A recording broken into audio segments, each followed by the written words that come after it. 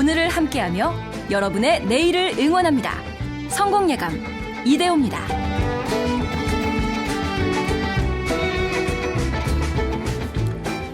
성공예감 이대호입니다. 2부의 문이 열렸습니다. 추석, 가을, 풍요로움의 상징이죠. 더도 말고 덜도 말고 한가위만 같아라. 이런 말이 있을 정도니까요. 우리 선조들의 마음은 어땠을까요? 조선시대 특히 이분들은 뭐 잘 드셨겠죠. 왕들, 임금들의 밥상은 또 어떠했을까요? 지금도 우리가 잘 차린 밥상을 보고 뭐 임금님 수라상 같다. 임금님 부럽지 않다. 이런 표현하지 않습니까? 실제로 조선시대 임금님들은 어떤 식사를 했을까요? 검소했던 임금도 있었고 미식가이자 사치스러운 임금도 있었다고 하는데요. 역사 커뮤니케이터 이한 작가와 함께 들어보시죠. 안녕하세요. 안녕하세요. 임금님들의 밥상도 많이 연구하셨어요? 아무래도 재미난 걸 찾다 보면 네. 이쪽으로도 이야기들이 많이 있어서요. 근데 명절에 그렇게 또 음식 많이 차리는 사람들 입장에서 보면 정말 힘들잖아요. 그렇죠. 저는 제가 차리는 입장이라서 네. 일단 송편은 이제 그래도 사오는다 치더라도 이 토랑국을 했더니 가족들이 다 안 먹더라고요. 왜 맛있는데 그런 거? 뭔가 그 토랑 감촉이 싫대요. 그래서 안 먹고 그냥 차려놨는데 안 먹으면 네. 그냥 잡채나 이제 갈비나 조금 그렇게 하는데 그것도 어렵죠. 그 전 부치고요. 딱 먹을 수 있는 분량만 만들지 너무 많으면 또 다 남기고 그렇게 되더라고요. 그렇죠. 왜 조선시대 임금님 밥상은 상다리 휘어진다라는 표현도 있잖아요. 예. 실제로 그 정도였습니까? 그 임금님은 원칙적으로 하루에 식사를 5번 했습니다. 원칙적으로 5번 식사요? 네네. 그 옛날 사람들은 하루에 대충 2끼 먹고 살았습니다. 이제 아침하고 저녁. 아침하고 저녁. 점심은 안 먹는 경우가 많았고요. 그랬는데 이제 왕들은 12첩 반상. 말로만 듣던. 그렇게 정말 호화스럽게 많이 먹었죠. 최소한 반찬 12개. 예. 그래서 제일 아침에 새벽에 일어나서 먹는 건 죽이었는데, 그래서 죽수라라고 했습니다.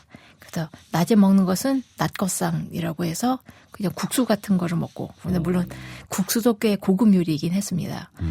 저녁상인 저녁수라가 본격적입니다. 그리고 중간중간 2번에 간식이나 그런 차를 먹었죠. 그리고 야식을 따로 먹기도 했고요. 아니 5번이나 식사를 챙겨 먹을 정도면 시간도 많이 들었겠네요. 그렇습니다. 근데 이게 왕의 식사라는 게 그냥 먹고 싶어서 먹는다 그런 게보다는 유교의 예절에 따라서 그 질서 그리고 예의 그리고 균형 같은 것을 전부 갖춰야 했기 때문에 임금님의 밥상이 여기서 그냥 먹기 위한 것이 아니라 정치이자 철학의 현현이기도 했습니다. 5끼를 질서와 예의를 갖춰서 먹는다. 이것도 쉽지 않았겠는데. 그럼 균형은 무슨 뭐 영양소의 균형입니까? 어떤 균형이에요?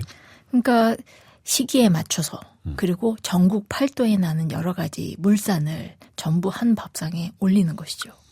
그래서 거의 나라 상황의 축약판이라고 생각하면 됩니다. 거의 지도처럼. 그렇죠. 그래서 만약에 어떤 반찬이 좀 안 좋아지면 그 지역의 흉년이나 그 상황이 안 좋아진 것이고 그 채소가 이제 부실해지면은 이제 가뭄이 든 것이고 그런 식으로 알 수가 있게 되는 것이죠. 이게 임금의 정치랑 다 이어졌던 거네요. 예. 또 하나 임금님이 이런 밥상을 받으면 자기가 좋아하는 반찬만 먹을 수 없습니다. 오히려 좋아하는 반찬은 약간 멀리 두게 하고 네. 싫어하는 반찬을 이제 주변에 두는 거예요. 밥상이 그 그릇 배치를 할 때요? 예, 예. 그러니까 좋아하는 거 일부러 덜 먹고 싫어하는 거는 더 먹고, 그러니까 싫은 일도 해야 된다는 그런 정치의 가르침도 그 메시지가 밥상 위에 다 있던 거예요. 그렇죠. 또 왕이 막 시켜서 그런 게 아니라. 예, 예. 무엇보다도 이제 그 나라에 재해가 들면은 그리고 또 슬픈 일이 생기면 왕은 반찬 수를 줄이거나 아니면 아예 밥을 안 먹기도 했습니다. 그러니까 음식은 먹지만 여기에 탐닉하지 않고 절제하는 거죠. 이게 피곤하죠. 근데 이게 조선의 왕이었습니다. 이야, 그러니까 임금의 밥상 하나에 올라가 있는 반찬수만큼이나 메시지가 굉장히 많은 거네요. 그렇죠. 그 하나하나가 이제 통치가 되는 거고. 그러면 꼭 그렇게 지켜야 했던 겁니까? 임금님들이 다 그 규칙을 철칙처럼 지켰을까요? 그럴 리는 없고요. 예. 그게 다 뭔 상관이냐. 내가 먹고 싶은 거 마음대로 먹겠다 하는 왕도 있었습니다.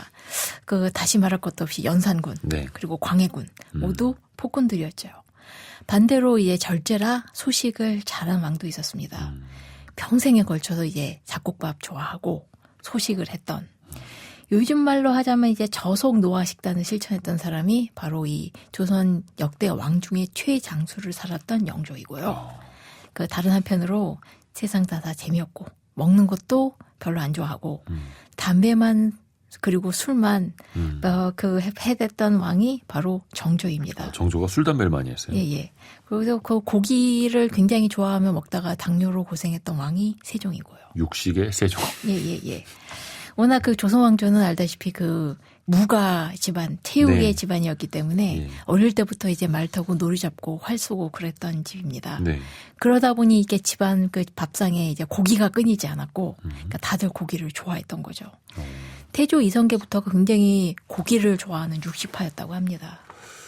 근데 그 불교에서는 좀 고기를 멀리하라고 하고 그 임금님들은 그런 거 상관없이 그냥 먹었던 겁니까? 어땠어요? 그 태조 이성계도 네. 그렇게 좋아하던 그 고기를 끊은 적이 있는데 이것도 불교 때문이긴 했습니다. 그러니까 이제 왕제의 난 벌어지고 나서 사랑하던 아들들이 살해당하고 그다음에 자기 친구들도 죽고 본인이 이제 태상왕으로 밀려나고 난 다음에 이제 씨름에 겨워하다가 양주구 회암사로 갑니다. 그래서 거기에 무학대사가 있었거든요. 네. 그래서 난 여기 살 거야 하고 일부러 이 절을 굉장히 크게 고쳐서 왕궁처럼 만들고 그 사면서 머리를 깎고 개를 받습니다. 그러면서 이제 승려처럼 사는 거예요. 네. 그러니까 당연히 이제 그 고기도 안 먹고요. 근데 물론 이거는 자식 이런 것도 괴롭고 이성계 자신이 그 불심이 돈독하기도 했고 또 여지껏 사실 이성계의 삶이 그 피에 얼룩진 네. 거였기 때문에 회한에 찬 것도 있겠고 근데 이제 그 태조 이성계의 어진을 보면은 지금 봐도 어깨가 이제 떡 벌어진 네. 굉장히 건장하거든요.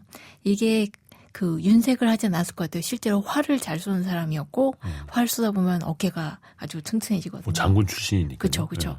그런데 이제 고기를 안 먹으니까 이 사람 이성계가 파들파들 말라가더랍니다. 아, 그래요. 노년에 특히. 예. 그러니까 태종 이방원이 무학대사한테 얘기합니다. 우리 아버지가 고기를 안 드시면 그거 당신 탓이다. 예. 스님한테? 예. 무학대사한테. 그러니까 실록에서는 굉장히 우아하게 말하긴 했지만 예. 사실상 협박이죠. 아니 근데 전직 임금이 그렇죠. 물론 예. 이제 나중에 노년이기는 했습니다만 절에 들어와 있고 근데 예. 스님들이 어떻게 뭐 고기를 먹일 수도 없는 거잖아요. 예.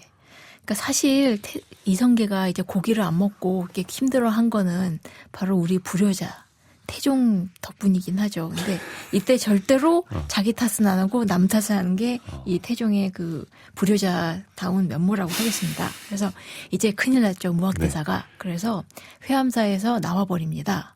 그 다음에 회암사의 주지나 다른 승려들이 우르르 태조 이성계한테 몰려가서 네. 당신이 이제 고기를 안 먹으니 우리가 다 죽게 생겼어라고 하소연을 합니다. 이성계한테. 예. 진짜 싸워버린 건 아버지와 아들인데 중간에 낀 사람들만 등 터지는 거예요. 이성계 당신이 고기를 안 먹으면 태종이 우리를 죽이러 올 수도 있습니다. 예. 야, 살벌하네요. 근데 그렇게 해서 태조가 계속 그 회암사에 지내고 있으니까 태종이 결국 직접 찾아옵니다. 근데 이 당시는 조선의 수도가 개성이었거든요. 예. 그러다가 거의 양주까지 오게 된 거예요. 그래서 아버지 만나려고. 그래서 오랜만에 보이니까 이제 여러 가지 맛있는 음식을 바치는데 고기 없이 채소만 바칩니다. 그 아버지가 싫어할 것 같아서. 근데 그래 놓고선 꼭 얘기는 해요. 아버지 고기 좀 드세요. 몸에 안 좋아요. 그러니까 태조 이성계가 이렇게 말합니다. 무학대사가 그러던데 고기를 먹으면 다음 생에 머리가 없는 벌레로 태어난다. 그래서 나는 안 먹을래. 무학대사. 예, 그렇죠. 이걸 듣는 순간 무학대사도 가슴이 쾅 내려앉았을 거예요. 이제 다시 한번 이 아버지와 아들 사이에 끼어서 고생한 사람들에게 애도를 전합니다. 그 이후에 그분들이 어떻게 됐다라는 거는 없어요? 일단 죽지는 않았지만 굉장히 마음 떨리지 않았을까 싶습니다. 그래요. 하여튼 이거는 아버지의 노후를 걱정하는 뭐 이제 한때는 불효자였으나 계속 불효자 아니었을까요? 그 태종 이방원 자신은 어땠습니까? 먹는 거에. 이 사람은 의외로 먹는데 관심이 없었던 것 같습니다. 얘기한 것 따르면 그냥 좋아하는 거 한반찬으로만 대충 먹었다. 그런 얘기도 했고 그 술도 별로 안 좋아했다고 본인은 이야기합니다. 그런데 그에 비해서 자식들 먹을 걸 정말 살뜰하게 챙깁니다. 자기 자식 입에 들어가는 건 그렇게 신경 써서 예. 그 왼수 같은 큰아들 양녕대군에게도 이제 네. 고기를 잘 보내줍니다. 근데 이 태종이 그 막내 아들 성녕대군을 정말 예뻐했는데 이 아들이 14살에 일찍 죽거든요. 네. 그런데 그러니까 태종도 그리고 그 어머니 아내인 원경왕후도 너무너무 슬퍼하는데 이제 아들이 죽었으니 아들을 위해서 제사를 치러야 되는 거예요. 그런데 태종이 이야기합니다. 얘가 평소에 고기를 좋아했다. 근데 얘를 위해서 매번 제사 지낼 때마다 소를 잡는 건 좀 그렇다. 소가 이렇게 큰데 라고 하니까 신하들이 그러면 소 대신 닭을 잡으면 어떨까요? 그 얘기하니까 태종이 되게 좋아하면서 우리 막둥이가 닭도 좋아했다. 그렇게 해서 닭을 잡아서 제사를 지내라고 합니다. 특히 태종은 그 세종대왕의 편식 습관을 역사에 알린 공헌이 있습니다. 그걸 또 역사에 알려서. 예, 우리 아들이 워낙 고기 반찬을 좋아해서 고기가 없으면 밥을 안 먹는다. 그러니까 내가 죽는다고 괜히 고기 안 먹는다고 하지 말고 그 고기 잘 먹여라라고 신하들에게 부탁했습니다. 그러니까 평소에도 세종에게 고기를 잘 챙겨주었고 예. 그러면 태종 이방원이 마지막 순간까지 유언 비슷하게도 남긴 거야? 세종한테 그러니까 고기 챙겨주라고? 아직 그 죽기 직전에 그러니까 다른 신하들에게 이제 미리 얘기를 해둔 거죠. 야 내가 죽더라도 우리 아들 고기 먹여라라고. 그게 한 몇 살 때쯤입니까? 20살 넘어 버젓한 성인이 된 다음이었습니다. 이미 그 세종이 왕이 된 이후였으니까요. 근데 그렇게 태종 이방원 차원에서는 아버지니까 예, 예. 아들들 고기를 이제 잘 챙겨주려고 했던 거고 다른 자식들은 어떻습니까? 이방원의 다른 아들들. 그 다른 자식들은 이제 양녕대군은 워낙 폐악질이 심했으니까 두말할 것도 없고 그다음에 이 사람 그렇게 술 좋아하고 그렇게 고기 좋아하고 해서 이 양녕대군 했던 유명한 폐악질 중에 하나가 바로 그 회암사 아까 얘기했던 그 회암사가 나중에 그 태종을 모신 능침사가 되거든요. 근데 그 절 앞에서 꿩을 잡아서 신나게 구워 먹고 있더랍니다. 일부러요? 일부러라기보단 그냥이겠죠? 아니 일부러도 있겠죠. 일단 생각 없이 하는 거겠죠. 그러니까 그 동생이 효령대군이 아니 형님 여기 절인데 이렇게 살생하고 고기 드시면 어떡합니까? 라고 했더니 양녕대군이 나는 살아서는 임금의 형이고 죽어서는 부처의 형인데 뭐가 꺼릴 게 있겠냐 하면서 계속 먹었다고 하고요. 그리고 이제 그 효령대군은 워낙 불심이 돈독했기 때문에 이 사람은 채소 많이 먹고 90세까지 살았습니다. 이야, 그래요. 가장 오래 살았어요. 어떤 식습관을 가졌느냐에 따라서 예. 이제 부모는 똑같으나 예. 자녀들의 수명은 달랐던 거네요. 근데 태종 이방원은 그 아들의 건강을 생각하면은 고기를 먹여라가 아니라 네. 매일 운동 루틴을 잡아주고 내가 죽어도 얘 운동 꼭 시켜라라고 해야 되지 않았을까 싶습니다. 그러니까 세종은 고기는 좋아했는데 운동을 정말 안 하셨다고 했으니까. 예. 그래서 그 몸이 좀 약간 비대하셨던 것 같아요. 근데 그 나중에 자기 자식한테도 똑같이 문종도 얘가 너무 살이 쪄서 운동 좀 시켜야겠다. 뭐 그렇게 신하들에게 얘기할 정도였습니다. 신하들한테도. 예. 근데 뭐 그렇다고 해서 세종이 신하들 말 듣고 운동을 했던 것도 아니었다면서요. 뭐 그렇죠. 아니 그 하긴 했는데 예. 좋아하진 않았죠. 그리고 아무리 생각해도 운동하는 시간보다는 그 책 붙들고 앉아 있는 시간이 월등하게 길어서 결국 그 당뇨나 그런 게 그렇게 오게 된 게 아닐까. 물론 이제 그렇게 열심히 공부를 하셨으니까 한글도 창제하시고 과학 문명도 이제 발전시키고 하셨습니다만 본인 건강은 그냥 오로지 고기에 꽂혀 있었다. 예. 연산군은 어땠을까요? 아까 이제 뭐 먹는 것도 좀 이게 연산군 이야기 잠깐 하셨습니다만 밥상도 마찬가지였을까요? 예. 그 사치로 이런저런 그 최대의 치를 찍은 연산군이다 보니까 역시 먹는 것에서도 그 예외는 없었습니다. 이 사람은 그 예술가 기질이라고 하면 예술가 분들한테 되게 미안하지만 그 절제가 안 되고 그 절제를 시키면 화를 내는 타입이었습니다. 그럼 워낙 이렇게 하면은 너 너무했다 이제 그만해라 뭐 그렇게 주변한테 야단을 맞고 자기를 이제 좀 깎아내려야 되는데 그게 안 돼요. 임금이니까. 그렇죠. 권력이 있는 정말 상황이니까. 가지가지로 사치스러웠는데요. 일단 먹는 거로만 추격해도 대단했습니다. 이 연산군은 정말 신선하고 귀하고 비싼 걸 되게 좋아했습니다. 그래서 이제 신선한 제철 과일들 얼음에 담아와라. 여기까지는 괜찮아요. 조선시대 얼음에 담가와라. 제철 과일을. 그 포도 같은 것들, 그리고 전복이나 그 소라 같은 것들을 이제 신선하게 생걸로 가져와라. 여기도 괜찮아요. 다른 왕들도 좀 했으니까. 그런데 이제 중국의 검은 엿이 맛있다고 중국 가는 사신한테 가서 그거 사와라. 라고 군것질거리를 이제 사신한테 시킨다거나, 그러니까 여지라고 해서 그런 그 옛날에 그 중국 양귀비가 좋아했던 그 과일, 그런 거 사오라고 하거나 수박을 중국에서 사오라고 오버했죠. 오다가 상할 수 있는 거잖아요. 그렇죠. 그럼에도 불구하고 그래서 신하들이 그거 어차피 중국 수박이나 조선 수박이나 맛 똑같습니다라고 하니까 그 말을 한 신하 귀양 보내고.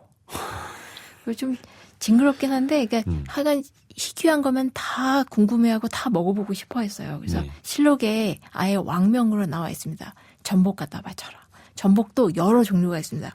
외전복이라고 한 것도 있다니까 갖다 바쳐봐라. 구체적으로? 예, 귤을 바쳐라. 그리고 바다거북을 바치라는 이야기도 있어요. 바다거북을 먹으려고요? 네. 와. 그리고 심지어 아예 그 왕명을 이렇게 내렸어요. 희귀하고 만난 것이면 널리 구해서 바쳐라. 아주 왕노릇 아주 그냥 재미나게 했네요. 좋은 거는 비싼 거, 귀한 거는 다 먹으려고 했고.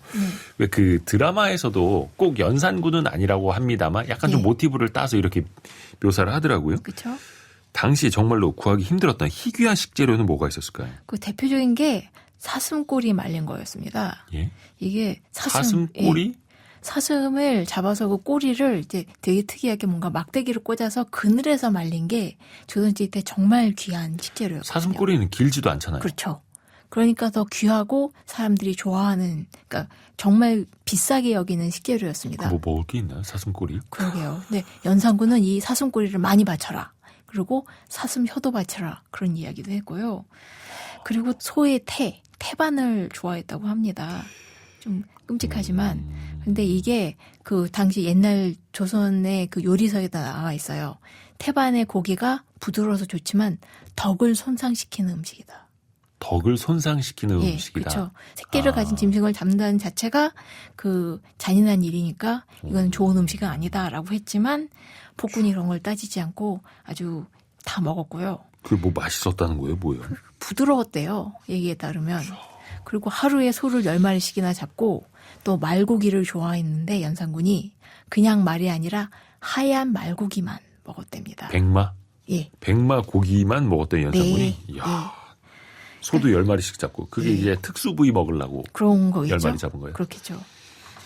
그러니까 뭐 지금 아마 연산군이 있었다면 인플루언서가 아니었을까요? 만약 인스타에다가 이거 맨날 먹으면 귀한 음식, 그리고 명품 올리고 그다음에 자기 올린 비싼 옷이라든가 그런 재미난 거리들 그런 걸 찍어서 매일매일 올리고 과시하는 그런 타입인데 사실 연산군이 이러니 저러니 해도 예술가 기질이 충만했고 본인의 미의식이나 센스나 그런데 이제 그 민감한 게 굉장히 수준급이긴 했습니다. 그런 사람이 최고의 권력을 갖고 있었고 사리사욕만 채웠고 그러다 보니까 뭐 이제 폭군 연산군으로 기록이 이제 되고 있는 거죠. 그렇죠. 근데 연산군이 의외로 나눠준 고기가 있다고요? 그게 꿩을 나눠줬습니다. 살아있는 꿩을요. 신하들에게 나오는데 앞서 말했듯이 온 나라 안에 네. 진귀한 식재료는 다 바치라고 했는데 네. 사람들이 다 꿩을 갖다 바치니까 아. 이게 궁궐 주방에 꿩이 4만 마리에서 5만 마리인가 모였다고 합니다. 예? 꿩 4만 5만 마리를 어떻게 주방에다가 그러니까 거의 온 웬만한 나라 양계장보다 안에 큰 거 아닙니까? 그렇죠. 거의 온 나라 안에 꿩들이 이제 그 씨가 마른 상황이었는데 이렇게 많이 오니까 도저히 그 왕궁의 주방에서 소화할 수 있는 양이 아니게 되니까 그러니까 이제 나눠준 거예요. 근데 공짜로 나눠준 건 아니고 왕이 주면 거기에 대해서 또 답례를 해야 했습니다. 근데 연산군이 또 그걸 하나하나 체크해서 답례로 돌아온 게 신통치 않으면 또 화를 냈대요. 그래서 가난한 집은 어쩔 수 없이 주변에서 구워다가 그에 상당하는 꿩값에 해당하는 것을 바쳐야 됐다고 합니다. 그럼 이건 거의 뭐 선물이 아니라 강탈이었죠. 꿩 고기를 갖다 바쳐야 했고 너무 많이 들어오다 보니까 나눠주기도 했고 그게 또 예. 연산군인데 저 어릴 적에 꿩고기 먹었던 기억이 있거든요. 예, 예. 근데 좀 질기더라고요. 그러셨구나. 요즘에도 꿩고기 요리집이 간혹 있다고는 하는데 예. 드물죠. 별미고 조선시대에는 그러면 꿩이 흔했습니까? 사실 꿩보다 닭이, 꿩 대신 닭이다. 라는 이야기가 있을 정도로 조선시대 때는 꽁고기가 굉장히 귀한 재료였습니다. 지난 시간에 닭고기도 되게 귀했다고 말씀해 주셨잖아요. 나름 닭고기도 이제 손님에게 왔을 때 대접해주는 그 귀한 고기였는데 꽁은 그거보다 귀했으니까 그래서 그 꽁 대신 닭이다라고 하는 거죠. 근데 그 귀한 걸 예. 궁에 4만 그렇죠. 5만 마리. 그래서 연산군의 아들들도 그렇게 꽁고기를 좋아했던 것 같습니다. 그래서 야사에 따르면 연산군이 폐위된 직후에 연산군의 아들이었던 폐세자 이고가 딱 밥상을 받으니까 꽁고기가 없다고 해서 그 폐세자가 물어보더랍니다. 왜 꽁고기가 없냐? 그러니까 그걸 들은 궁녀들이 되게 슬퍼했더랍니다.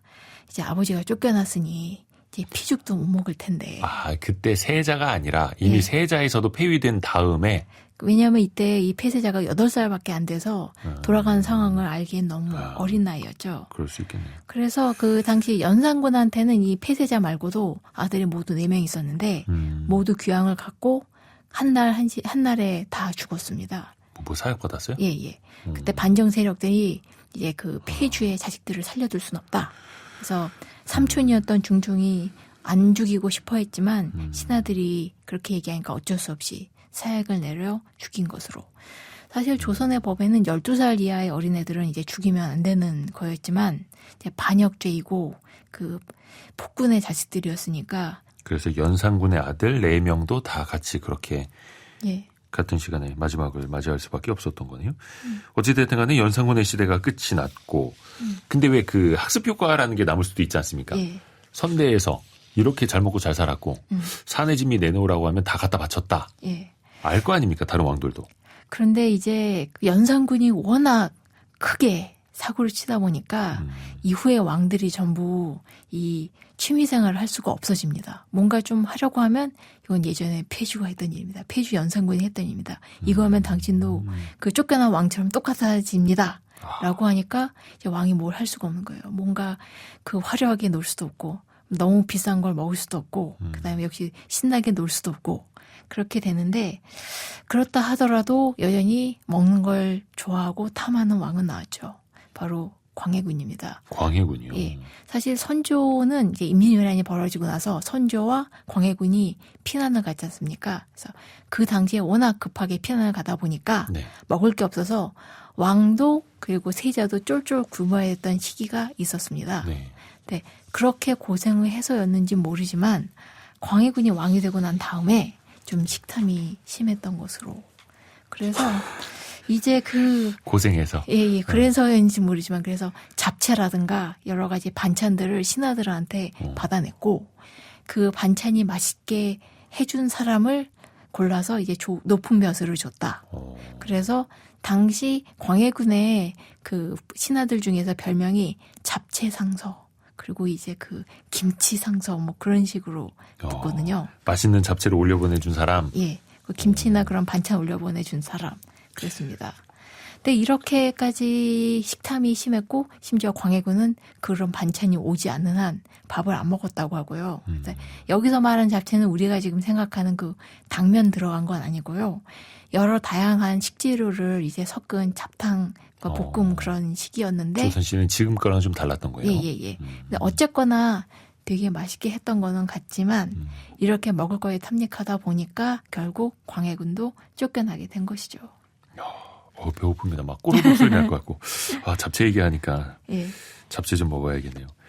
근데 이제 그 왕들도 어떻게 보면은 본인이 좋아했던 것들 뚜렷했고 당연히 권력이 있으니까 뭔가 가져오라고 하면은 어렵지 않게 받아서 먹을 수가 있었고. 예. 다른 사람들은 어떻습니까? 다른 임금들은. 그 다른 왕들도 있지만 반대로 먹을 거에 전혀 탐닉하지 않고 아주 절제를 했던 요즘 들어 말하자면 저속노화의 아이콘인 임금님인 영조가 있습니다. 영조가 역대 임금 중에 제일 오래 살았던. 예. 지금도 영조의 그 초상화가 많이 남아있는데 보면은 젊을 때나 나이 들어서나 이제 말랐습니다. 그리고 얄쌍하게 생겼고요. 사람들이 이제 농담삼아 얘기한 건 영조의 어머니 숙빈 최 씨가 무술이 즉 하녀였고 그러다 보니 그 몸이 튼튼하고 체력이 좋아서 영조도 오래 산 게 아닐까 하겠지만 사실 영조 자신의 삶의 궤적은 되게 힘들었거든요. 그래요? 그 정치 다툼 한복판에 있어서 네. 노론과 소론 사이의 싸움 사이에 있어서 그 몇 번이나 목숨이 왔다 갔다 했고 그리고 진짜 힘든 지경을 보냈는데 본인은 그래서 이제 먹는 걸 별로 좋아하지 않고 저속노화 식단을 했습니다. 그 재위 기간이 길기도 했지만요. 그리고 반찬을 줄이는 걸 이제 감선 아니면 철선이라고 하거든요. 반찬을 줄이는 예, 거를. 덜 먹는 거예요. 근데 이걸 제일 많이 했던 왕입니다. 오래 살기도 했지만 아예 반찬을 줄이는 걸 되게 많이 했고요. 소식. 예. 아까 말했듯이 왕은 보통 하루에 5번 상을 5끼. 받는데 예. 이거를 3번으로 줄였습니다. 그때부터 3끼로 줄인 거예요? 그러니까 임금님이? 아니 영조만. 영조만. 예, 예. 다른 사람들은 다시 또 5끼 먹고요? 예, 좋아하는 사람들도 많이 이렇게 먹고요. 그것도 영조가 특별히 그 좋아하는 음식으로 유명한 게 그 고추장. 고추장. 바로 순창 고추장이었습니다. 고추장이 조선에서 조금 늦게 들어왔다고 알고 있는데. 임일란 이후에 이제 고추가 들어오게 되고 이걸 이제 장에 섞여내면서 고추장이 만들어졌는데 이 고추장을 만들어 바친 게 그 신하였습니다. 궁녀들이 아니라. 이게 조종부라는 사람인데 이 사람이 순창 조씨입니다. 이름이 조종부? 예. 어디 조종하는 부서가 아니라 예. 조종부. 근데 그 순창 지역에서 이제 그 고추장을 기가 막히게 만들어서 왕한테 바친 거예요. 그러니까 영조가 그 고추장을 되게 맛있게 받아 먹는데 문제는 조종부는 그 이 사람이 탕평책을 반대하고 그래서 영조가 개인적으로 몹시 싫어하는 사람이었습니다. 근데 싫어한 건 별개로 바치는 고추장은 맛있어서 조종부가 나중에 일찍 죽거든요. 죽은 다음에도 계속 그 집의 고추장을 그리워합니다. 나의 정책을 반대하는 좀 미운 사람이었지만 예. 그 집 고추장 정말 맛있었는데 그쵸. 계속 가져와라 이렇게. 그리고 영조 때부터 순창 고추장이 유명해졌던 거네요. 그렇죠. 그리고 워낙 맛있게 만드니까 또 유명했던 것 같고요. 고추장 비빔밥도 먹고 싶고 지금 배고팠는데. 그러게요. 저도. 근데 고추장 하면 당시에도 좀 맵고 예. 짜기도 했을 거 아니에요.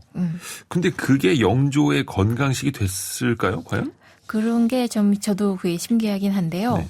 그 영조의 일상을 보면요. 네. 이게 승정원 일기 보면 실록보다 더 자세하게 나와 있습니다. 승정원 일기. 예. 그래서 영조가 이제 60, 70 넘어서 정말 나이 든 노인이 되면은 그 승정원 일기에 나와요. 제일 아침에 일어나서 하는 일이 어이들이 줄줄이 들어가서 왕을 뵙고 간밤에 어떠셨습니까? 몸 어디 불편하신 게 없습니까? 라고 건강 체크를 하는 거예요. 네. 그럼 왕이니까 이제 어쨌다, 좋았다, 나빴다 그렇게 얘기를 하고 그다음에 얘기한 게 입맛을 얘기하는데 나이가 들면서 점점 더 입맛이 떨어집니다. 그런데 이제 얘기를 하는 거예요. 내가 입맛이 많이 없어져서 밥을 잘 못 먹겠다. 얘기하는데 그래도 먹을 수 있는 게 몇 개 있다라고 하는데 그 중에 하나가 고추장이었고 네. 또 하나는 아까 얘기했던 그 귀한 사슴꼬리였습니다. 대체 과연 무슨 맛이었을지 너무 그러게 궁금합니다. 사슴꼬리 요리 진짜 궁금하네요. 그렇죠. 분량이 이렇게 작았을 때 그 사슴꼬리만 이렇게 술술 잘 넘어간다고. 아니 그 한우 그 꼬리 사골 예. 뿌려서 꼬리곰탕. 먹는 것처럼 꼬리곰탕처럼 그런 거였을까요? 뭐 구이로 먹었대요 사슴꼬리? 그래도 소꼬리는 길기라도 하지 사슴꼬리는 더 짧잖아요. 그렇죠. 진짜 궁금합니다. 예. 어디 찾아서 먹어볼 수도 없고. 그리고 그 영조가 이제 75세 때 그 자기가 먹는 반찬 4가지 이야기예요. 그래도 송이버섯, 생전복, 새끼 꿩고기, 고추장이 있으면 밥을 잘 먹는다. 그러니까 이거 보면은 고추장만 빼고 나머지는 다 귀한 거예요. 그래서 저속노화의 임금님이라고 해도 임금이다 보니까 좋은 거 드셨네요. 예, 정말 후하스럽게 좋은 걸 먹었던 것 같습니다. 저 여기 중에서 고추장밖에 못 먹어봤어요. 아니 송이버섯, 전복은 있지 않습니까? 맨날 전복은 우리 집에 다른 사람들이 다 뺏어가서. 그래도 아이들한테도 넘겨주시고. 너무 배고픈데요. 우리 또 이제 임금님들의 밥상은 또 화려하기도 한데 그 안에 또 들어있던 스토리까지도 우리가 들어볼 수도 있고. 임금님처럼 수라상은 못 받더라도 우리는 잠깐 물 한 잔만 마시고 오겠습니다. 잠시만요.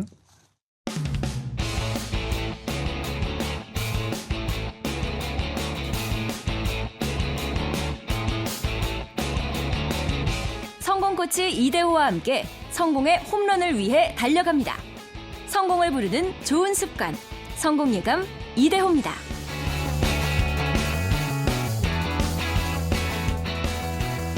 라디오 하면서 제일 곤란할 때가 뱃속에서 꼬르륵 소리 날 때거든요. 마이크 성능이 좋아서 꼬르륵 소리가 잘 들어가요. 진짜요? 예, 들려요. 오. 예. 오늘 좀 날 것 같은데 이거. 영조의 밥상까지 우리가 들어봤습니다. 역사 커뮤니케이터 이한 작가와 함께하고 있고요. 고종시대로 한번 가볼까요? 예. 대한제국의 초대 황제 고종의 밥상은 어땠을까요? 그 고종은 본인이 먹는 걸 굉장히 좋아했고요. 네. 또 새로운 거, 신기한 걸 먹어보는데 관심도 많았습니다. 특히 야식을 좋아했다고 하더라고요. 야식까지. 그래서 특히 그 냉면을 많이 먹었다고 하는데 그래서 요즘엔 고종 냉면이라고 많이 소개가 됩니다. 냉면이 언제쯤 생긴 거예요? 냉면이란 것 자체는 이미 고려 때서부터 이미 기록이 있거든요. 그러니까 국수를 뽑아서 차가운 국물에 넣기만 하면 되는 겁니다. 근데 이 당시 조선시대 때의 냉면은 먼저 면은 궁궐 밖에서 사옵니다. 네. 그러니까 국수가 지금도 잔치국수라는 것처럼 굉장히 귀한 식재료 중에 하나였거든요. 근데 이때는 이제 밀가루로 만드는 게 아니라 메밀가루로 만들기 때문에 더 이제 면으로 짜내는 게 더 힘들었습니다. 어렵다고. 네, 그래서 이제 메밀 반죽을 제면기에다 놓고 이제 그 밟아서 아주 여러 사람들이 올라가서 그걸 밟아서 꾹 내려서 그 면을 뽑아내는 것인데 집에서 하는 거 워낙 힘들기 때문에 이제 전문 가게, 국수 가게에서 했었죠.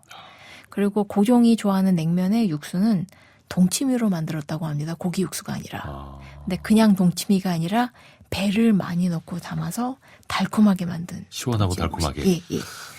그래서 이제 동치미 국물에 그 이제 국수를 담고 냉면을 담고 그 위에 배를 이제 숟가락으로 퍼내서 동그랗게 만들어서 이걸 십자가 모양으로 놓고 그 위에 여러 가지 가지각색 꾸미를 올려서 대령했다고 하죠. 그리고 또 이제 그게 자기 고종냉면. 네, 네. 고종냉면. 이거 나중에 찾아 먹어봐야겠네. 네. 고종은 또 이제 자기 직전에 식혜를 한 그릇씩 먹고 자는 습관이 있었다고 합니다. 그래서 이가 많이 썩었던 것 같아요. 그때도 그러면 식혜는 달달했을까요? 그렇죠. 당연히 엿기름으로 해서 삭히니까요. 자기 전에 식혜 한 그릇씩. 야, 네. 이거 몸에 진짜 안 좋았을 것 같은데요. 그렇습니다. 근데 또 고종하면은 역사적으로 많이 유명한 게 커피 아닙니까? 그렇습니다. 예전에는 가베라고 했다면서요. 예. 고종 시절 때부터 가베라고 불렀던 걸까요?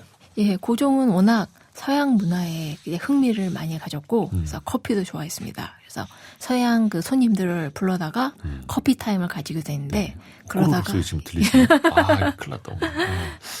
근데 그러다가 이제 죽을 고비도 넘기죠. 아편 커피 대 독살당할 뻔 합니다. 커피에다가 아편을 탄 거예요, 누가? 예, 예. 당시 그 러시아 통역가였다가 예. 이제 그 왕에게 내쳐진 귀향을 가게 됐던 김홍륙이라는 사람이 있었습니다. 김홍륙. 예. 그 외에도 몇몇 그 왕에게 원한을 가진 사람들이 모여서 1898년 9월 12일 날 그 고종과 태자, 그러니까 훗날의 순종이 함께 커피를 마시는데 그때 그 아편 한 덩어리를 커피 주전자 안에 넣었다고 합니다. 이게 이제 아편이라는 게 마약의 한 종류인데 그쵸. 중독될 정도를 넘어서서 예. 한꺼번에 많이 먹게 되면 거의 치사량이 예, 되니까 그렇습니다. 그걸 담근 거예요, 커피에다가? 예. 그렇죠. 그러니까 그 여기에 야사에 따르면 그래서 고종과 순종이 둘 다 그 독커피를 마시게 됩니다. 네. 야사에 따르면 고종은 한 모금만 먹고 이거 내가 아는 커피 맛이 아닌데? 라고 이상해서 뱉어서 그나마 좀 괜찮았다고 하는데 커피 애호가니까 네. 맛을 다 아니까 네. 이거 이상한데 하고 바로 뱉은 거예요. 그렇죠. 근데 역시 이것도 야사에 따르면 그 당시 태자였던 순종은 커피를 워낙 잘 안 좋아해서 무슨 맛인지 모르고 원래 쓰니까. 예, 또 아버지 앞이니까 그냥 그대로 다 마셨다가 오. 이게 너무 심해서 피를 토했다. 그런 얘기까지 있었습니다. 요. 워낙 그 조선의 마지막 황제였던 순종은 항상 건강이 안 좋았고 그다음에 자식도 없었습니다. 슬하에. 네네. 그랬는데 이런저런 얘기가 있는데 그 중에 하나가 바로 이때 마신 독커피 때문에 건강을 망쳤다는 이야기가 있습니다. 그게 계속 오래 지속되어서 네. 야, 그래요.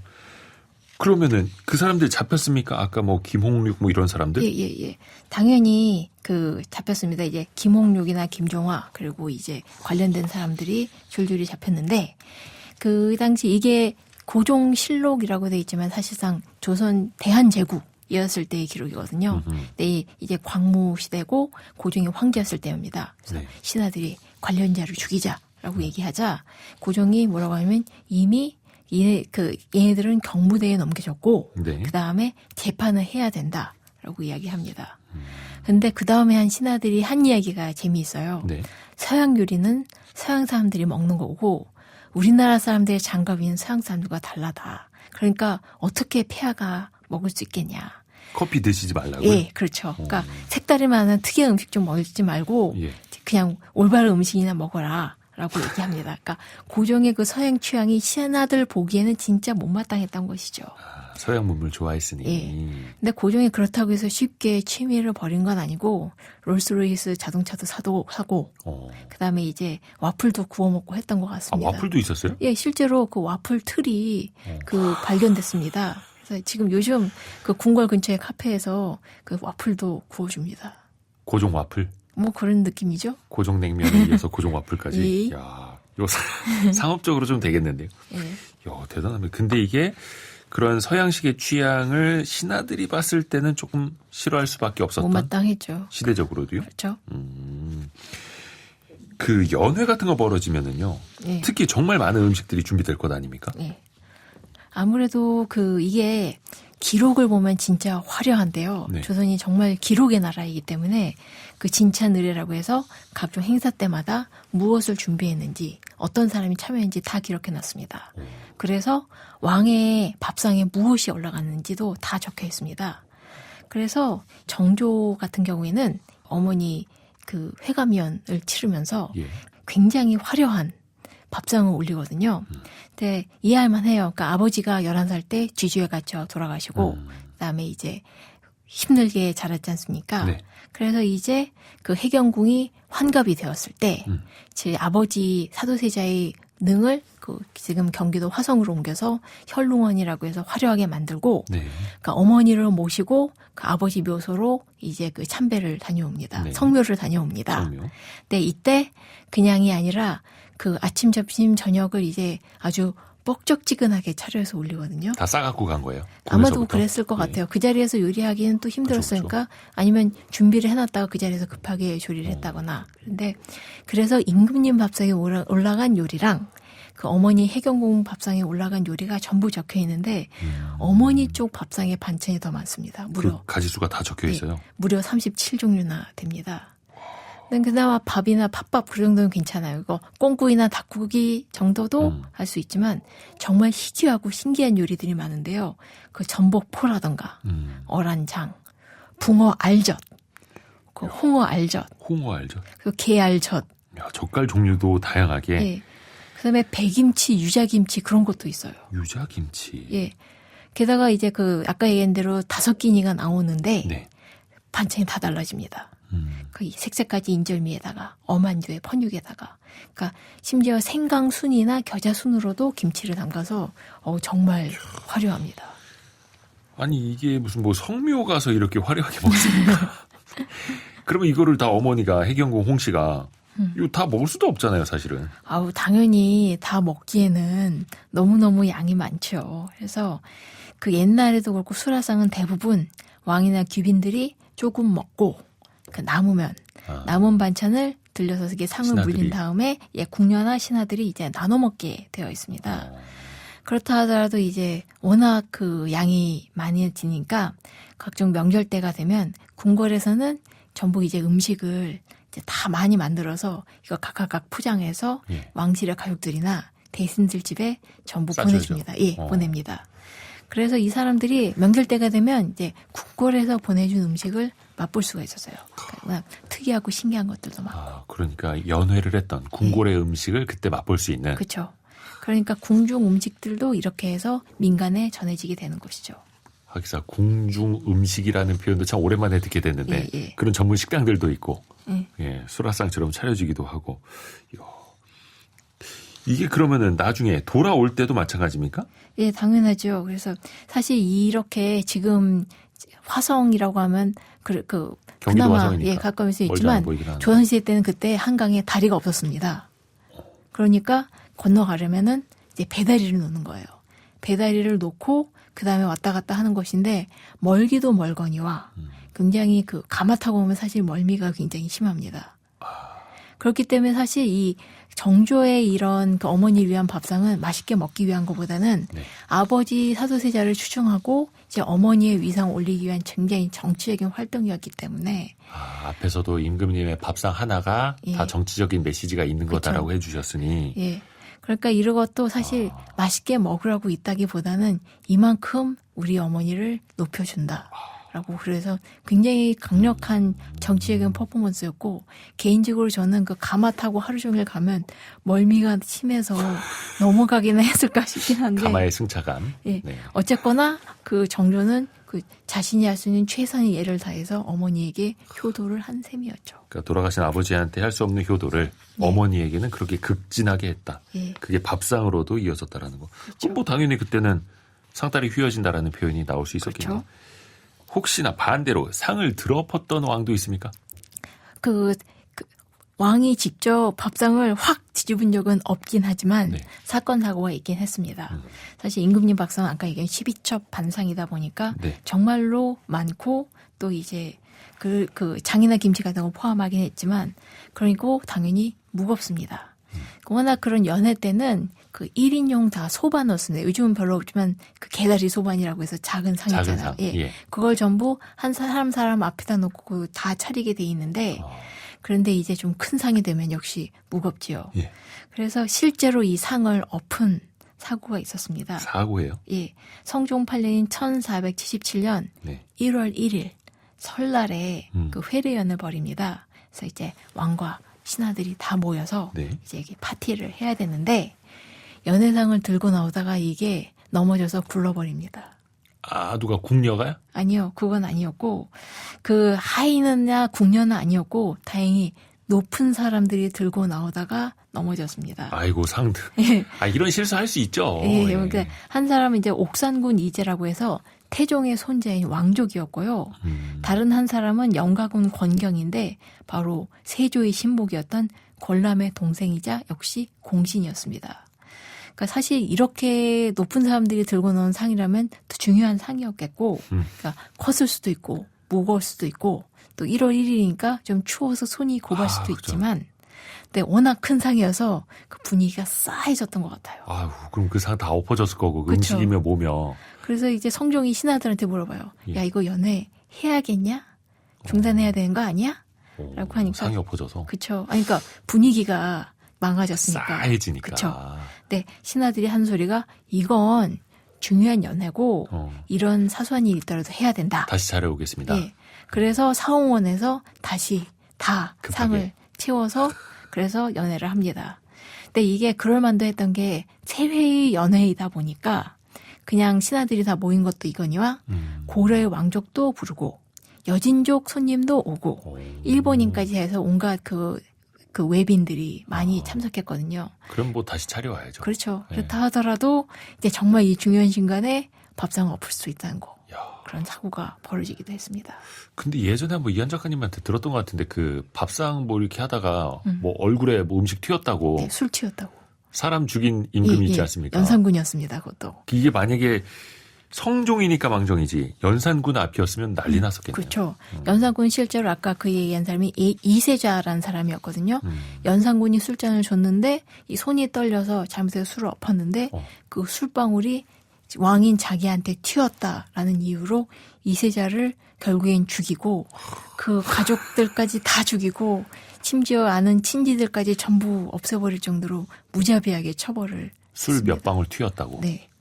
그게 연산군. 그러니까 폭군이지만요. 이야, 우리가 그 임금의 그 밥상 이야기를 하고 있습니다만 이게 사실 임금의 밥상을 잘 차려야 하고 그게 예가 되기도 하고 절차가 되기도 하고 정치적 메시지가 되기도 하고 거기서 사람 목숨도 왔다 갔다 했고 그렇죠. 밥상 하나로 우리가 생각해 볼 수 있는 게 정말 많네요. 야, 오늘 꼬르륵 소리가 여러분께 몇 번이나 들렸을지 모르겠습니다만 침이 꿀꺽 넘어가고 진짜 먹고 싶은 게 정말 많았던 어찌됐든 간에 또 우리 추석 연휴니까 맛있는 거 또 건강하게 많이들 챙겨 드시길 바라겠습니다. 역사 커뮤니케이터 이한 작가 함께했습니다. 고맙습니다. 감사합니다. 저희가 끝곡을 하나 준비했는데요. 빈대떡 신사라는 노래입니다. 이거 되게 오래된 노래인데 오. 근데 요거는 박주원 앨범 중에서 정엽 가수의 목소리로 듣습니다. 빈대떡 신사라는 노래 들으면서 마무리를 같이 하죠. 저희는 내일 아침 9시 5분에 다시 찾아오겠습니다. 성공 예감은 오늘도 여러분을 응원합니다.